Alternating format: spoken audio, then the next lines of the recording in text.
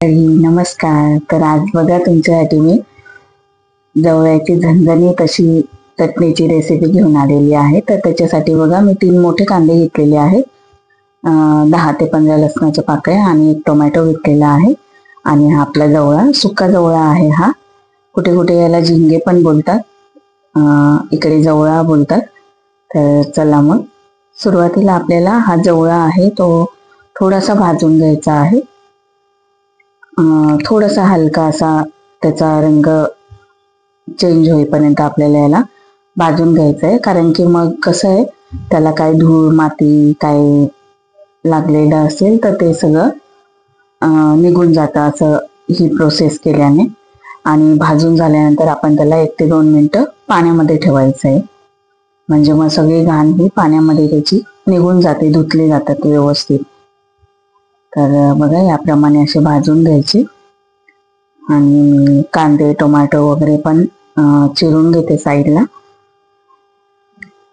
तर अतिशय टेस्टी अशी ही रेसिपी लागते आणि एकदम झणझणीत अशी या पावसाच्या वातावरणात. आणि आता श्रावण पण संपलेला आहे, त्याच्यामुळे आता मुलांची फरमाईश असते की कधी अंडा भुर्जी सांगतात, तर कधी जवळा, कधी बोंबलाची चटणी. तर तुमच्यासाठी मी एक एक वेगळ्या वेगळ्या आता रेसिपीज घेऊन येत जाईल.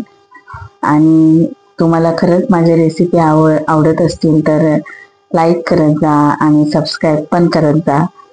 कारण की तुम्ही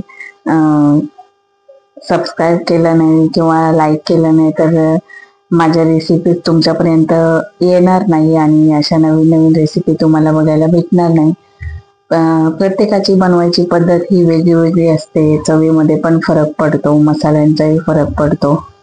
त्यामुळे रेसिपी बघत जा, आवडत असेल तर लाईक करत जा आणि कमेंट पण करत जा. तर मी त्याच कढईमध्ये तेल घेतलेलं आहे, 2 ते 3 पळी. थोडंसं जास्त याला तेल लागतं, तर मी थोडं तेल टाकलेलं आहे. आणि आपलं तेल गरम झालं की आपल्याला हा कांदा आणि लसूण याच्यामध्ये घालून घ्यायचा आहे. एकदम बारीक असा मी कांदा चिरून घेतलेला आहे. तर हे कांदे आणि लसूण मी थोडासा हलका ठेचून आणि मग त्याला कापून घेतलेला आहे, तुकडे करून घेतलेला आहे. तर याप्रमाणे असं तुम्ही डायरेक्ट ठेचून पण घालू शकता. मी याप्रमाणे घातलेलं आहे. आणि याला आपल्याला आता थोडंसं याच्यामध्ये मीठ टाकायचं आहे चवीपुरतं. आणि कांदा आपला गुलाबी होईपर्यंत, कलर चेंज होईपर्यंत व्यवस्थित परतवून घ्यायचा आहे. कांद्याचा रंग चेंज होईपर्यंत परतवायचा, कारण की मग कांद्याचा मग गोडवा राहतो.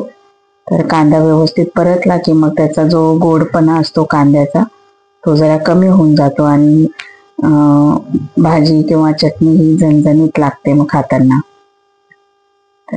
व्यवस्थित असं आपण याला गुलाबी परतून घेऊया.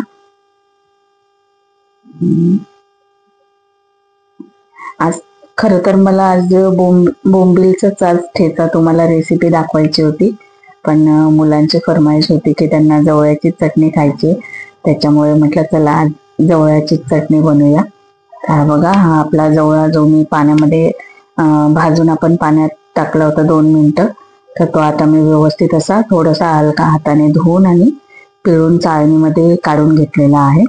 आणि आपला कांदा पण बघा मस्तपैकी कलर चेंज झालेला आहे. तर आपण आता मसाले टाकूया. तर गावाकडचं जाड तिखट घातलेलं आहे मी 1 चमचा, आणि 1 चमचा आपला काश्मीरी लाल तिखट असतो तो घातलेला आहे. 1 चमचा आगरी कोळी मसाला आणि 1 चमचा कांदा लसूण मसाला घातलाय. आणि 1 चमचा मी हळद घातलेली आहे. याला आपण व्यवस्थित असं परतवून घेऊया. किती छान दिसत आहे बघा.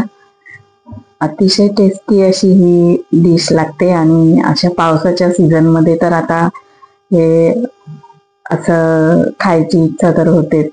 आणि आता महिनाभर परत गणपती पण होते, त्याच्यानंतर आता घरामध्ये नॉनव्हेज बनवायला सुरुवात केलेली आहे, त्याच्यामुळे मुलं पण जास्त आता वाट बघत नाही. म्हणून म्हटलं चला मुलांच्या आवडीच काहीतरी करूया. तर बघा आपले मसाले पण व्यवस्थित परतवून झालेले आहे. आपण टोमॅटो पण घालून घेतला होता, व्यवस्थित परतवून झालाय. मग आपण आता हा आपला पिळून घेतलेला जो जवळा आहे तो घालून घेऊया. आणि आपण आधी याला भाजून घेतलेला होता, त्याच्यामुळे आता हा एका वाफेवरती शिजून जाईल. तर थोडंसं याला व्यवस्थित असं मिक्स करून घ्यायचं मसाल्यांमध्ये आणि एक वाफ देऊन घ्यायची याला. आणि एक वाफ देऊन झालं की आपला जवळा रेडी होऊन जातो. जास्त याला वेळ लागत नाही. तर आपण एक वाफ देऊन घेऊया त्याला. वाफ दिल्यानंतर आपण थोडी कोथिंबीर घालायची याच्यावरती. तर थोडं मी चाळून घेते. बघा एकदम इतका छान असा याचा स्मेल येतोय ना, आणि एकदम छान असं झालेलं आहे हे आपलं रेडी जवळ्याची चटणी. तर मी आता याच्यामध्येच कोथिंबीर घालून घेते आणि थोडंसं मी कोथिंबीर जरा टाकली त्याच्यामुळे थोडंसं हलवून घेते आणि मग आपण खायला घेऊया. तर बघा वाफा एकदम आपला गरम गरम वाफ निघते आणि झणझणीत अशी जवळची आपली चटणी ही रेडी झालेली आहे.